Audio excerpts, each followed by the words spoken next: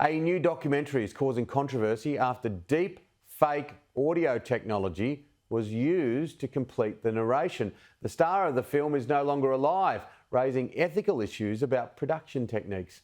As usual, Image Matrix Tech editor Djuro Sen is all over it like a cheap suit. Djuro, this sounds like science fiction, my friend. Good morning, Tim. It certainly does, but it's science fact now, and it's quite incredible. We've all seen deep fake videos, but deep fake audio is a real thing, and it's a business. So this is about the documentary about the life and tragic death of Anthony Bourdain, who was the famous chef from the United States.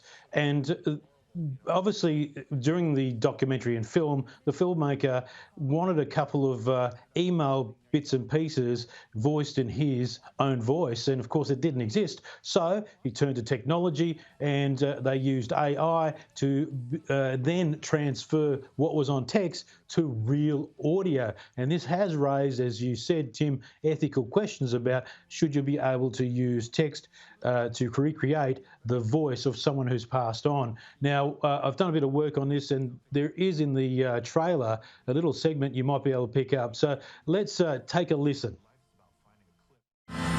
You were successful, and I am successful, and I'm wondering, are you happy? You were successful, and I am successful, and I'm wondering, are you happy?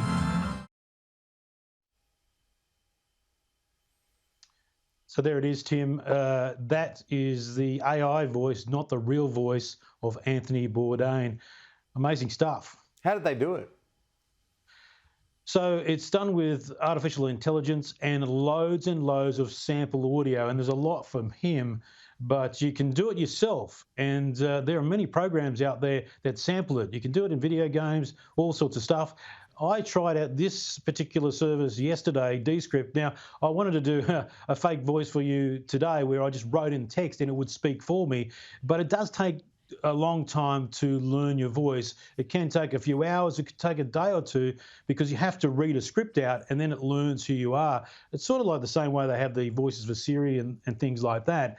And I think this is unbelievable. It's really a game changer. So what I've done is I'm going to show you right now. I'm going to play a clip from my latest review of the Sony headphones, but then I typed out the same bit of script with a voice that they provide in the system, who's a classic voiceover guy. Have a listen.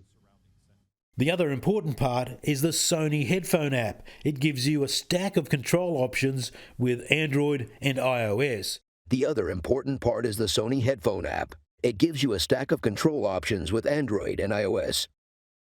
What you're telling me here, Djuro, to lighten the subject a little bit, if you and I are overseas, once we can all travel again, covering some big event, we can be sitting back on a beach, sipping on a pina colada, write out a script with a shirt and a tie on, do a stand-up, and bang, that'll do our voice for us. Is that what you're telling me?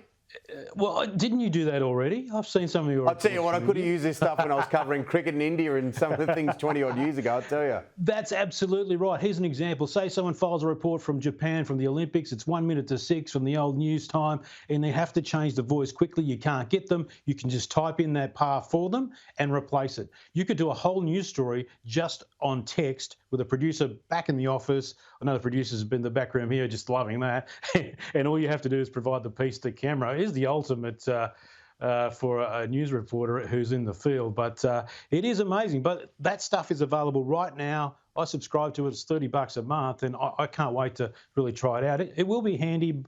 You can still sort of tell it's not real, but Tim, it is amazing stuff, isn't it? And I don't know. It's an interesting ethical question as well when it comes to things like that documentary we talked about.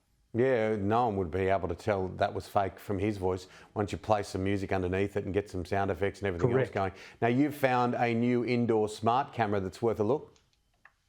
Now, this is coming out from Uniden, and this is really cool. This is only $150, and I've got to say, it looks pretty cool. So I'm going to give it the test this week, but I thought I'd just give you a quick preview.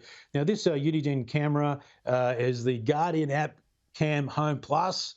It just rolls off the tongue. And now it's just a 2.5K sensor in here, so you get a higher resolution, and it's got pan and zoom and tilt and all that sort of stuff. But it's also got a thing which is a privacy section or mode where you basically wall off a section that allows you to see the hallway, but you don't want to see it to look in the bathroom. So you can have a privacy section there. It can store on the camera as well as in the cloud. And for $150, I reckon this is a great deal. So you can use it with the app, and I think you can just throw it in the kids' room if you need to keep an eye on doing stuff. But yeah, not a bad little unit. And finally, often when you see people walking dogs, you see the old fake sort of drop down to pick up the dog doo-doo. But those people might get caught sometime soon because some of those fake, they don't pick anything up. Don't do the doo-doo. This is an amazing story coming out of Tel Aviv in Israel. And Tel Aviv is one of the world's most friendly places for dogs. Apparently there's 11 people for each dog in the city, in the region. And they love their dogs. But what they don't love is all the dog feces around the place. Apparently there's like 500 kilos of dog feces that goes unpicked up through the year. So now they want owners, when they register the dog, to register their DNA sample. So then the council has it, and what happens is you could go around and sample with a swab, just a bit of doo-doo on the street, and then work out, Jimmy Gilbert, did you pick that up? Why do you have to use my name? Why do you have to use Sorry, my just name? go. But it would be highly embarrassing, wouldn't it? Let's have a look at. You got a lot of animals in your place. Let's have a look at this vision. Very funny. Djuro, keep the dream alive, my dear friend. Good to talk to you. You too, Tim, and great variety today. Yeah, Image Matrix Tech. Go check it out. Djuro Sen, the king of tech.